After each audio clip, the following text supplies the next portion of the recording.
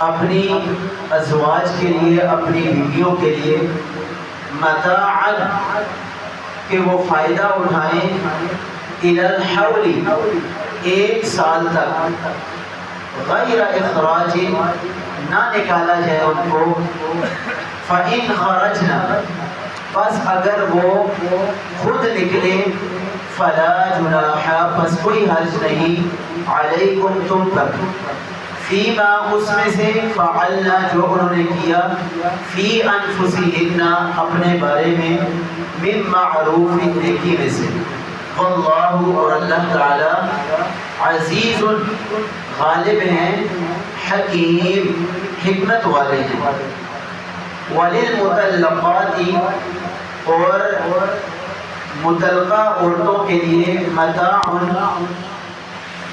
فائدہ ہے، بالمعروف نیکی کے ساتھ، حقا یہ چیز واجب ہے، علی المتقین پرہیزگار لوگوں کے اوپر، کذالک اسی طرح، یبین اللہ بیان کرتا ہے اللہ تعالی، لکم تمہارے لیے، آیاتہ اپنی آیات مبارکہ،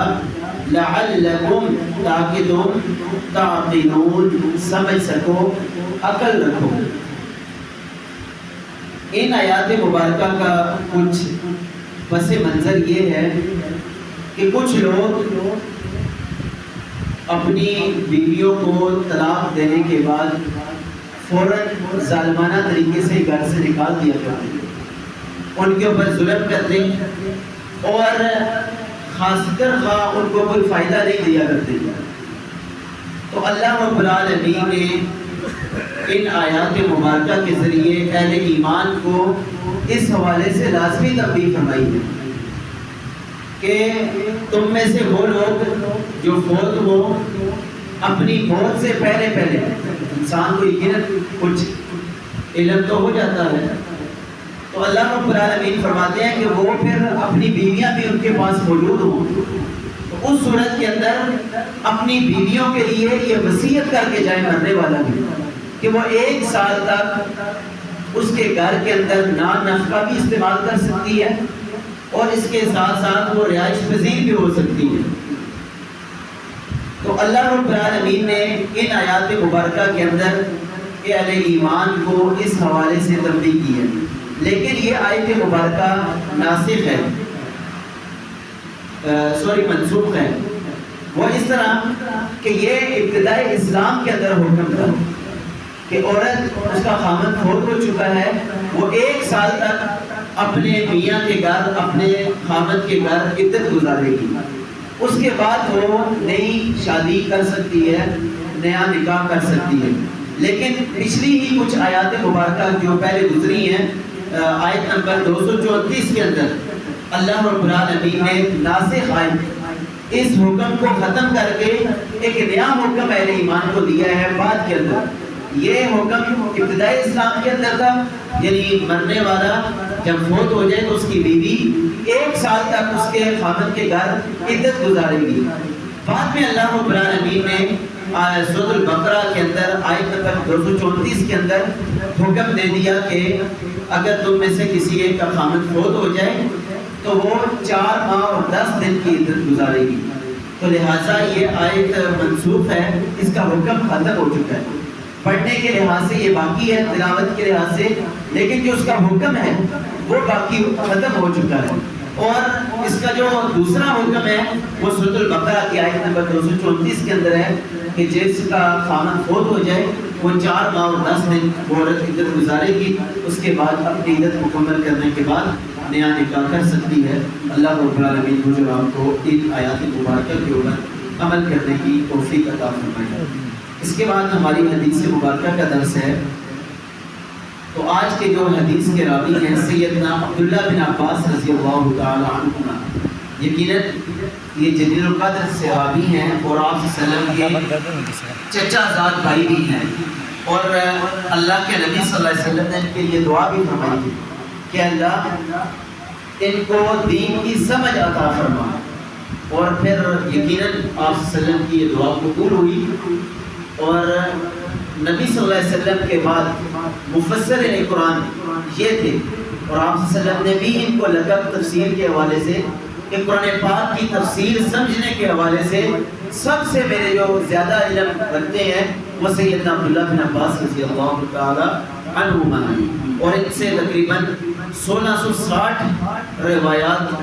آپ صلی اللہ علیہ وسلم کی احادیث مروی ہیں۔ یہ فرماتے ہیں ان رسول اللہ صلی اللہ علیہ وآلہ وسلم قال، بے شک رسول اللہ صلی اللہ علیہ وسلم نے ارشاد فرمایا، یأتی احدکم الشیطان، تم میں سے کسی ایک کے پاس شیطان آتا ہے، فی صلاتی، اس کی نماز کے اندر،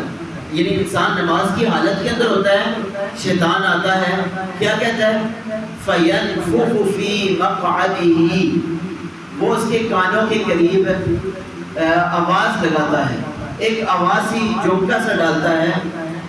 فیخیل الیہ، اس کو وسوسے کے اندر ڈال دیتا ہے، انہ احدث، کہ اس کا وضو ٹوٹ چکا ہے۔ پہلے خود ایک آواز لگاتا ہے اور پھر اس کے بعد اس کے دل کے اندر، خیال کے اندر یہ وسوسہ ڈالتا ہے کہ تیرا وضو ٹوٹ چکا ہے، ولم یحدث،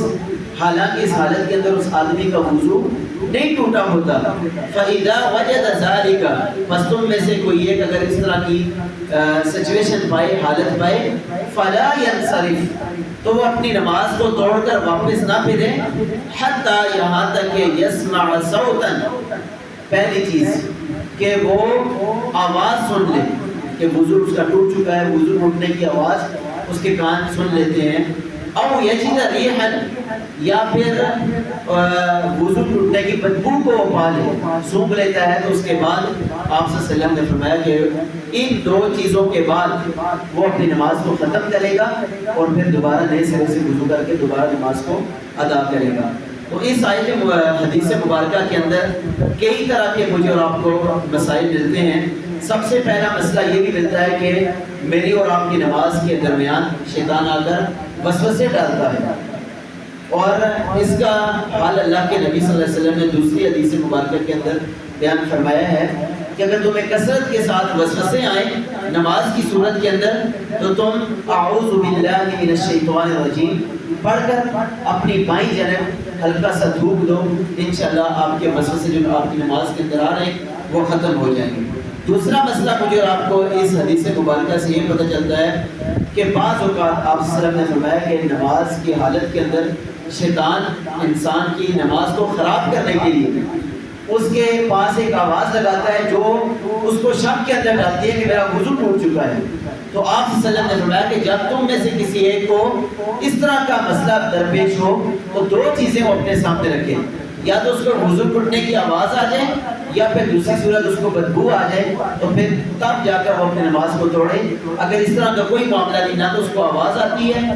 صرف اور نہ اسی طرح اس کو بدبو آتی ہے، صرف اس کا شک